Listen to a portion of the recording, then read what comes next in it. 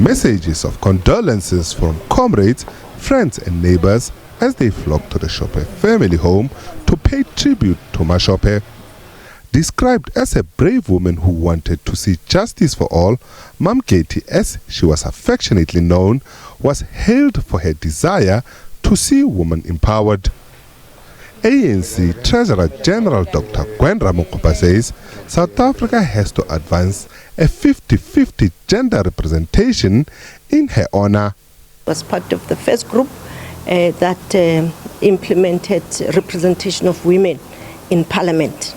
And now the ANC in particular has 50%. We know that the proportion has gone down because not all parties have 50%. So in her memory, as South Africans across political parties, across sectors, government, business and all that, let us advance this struggle that she lived for, of justice between genders, girls and boys, men and women.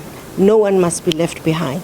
One of her colleagues in the 1994 Democratic Parliament, Dr. Nkosazana Dlamini-Zuma, says being revolutionaries and selflessly working for the people would be the best honor for the late ANC struggle icon. She says using the African continent's resources to benefit its people would be the best tribute for great leaders like Ma-Shope. We can only honor them truly by being revolutionaries again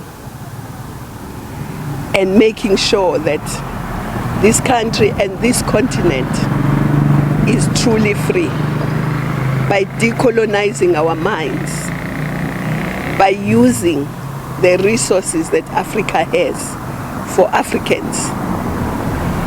We can honor them by reversing the African paradox of a rich Africa and poor Africans. Africa is rich. It has everything that any country has used to develop. But we haven't used it for ourselves.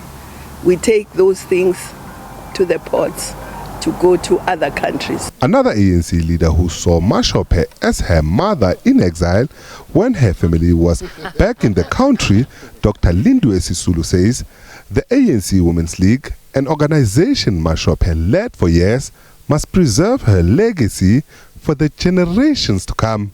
From time to time we're reminded of the mortality of the human spirit, and it leaves us so desperately in need.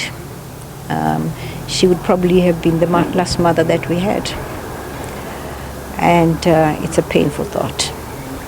The Department of International Relations and Cooperation's Deputy Minister Thandi Moraka also visited the Shope family. Through the inclusion of women, as you know, that we are the most respected country globally in terms of issues of equity.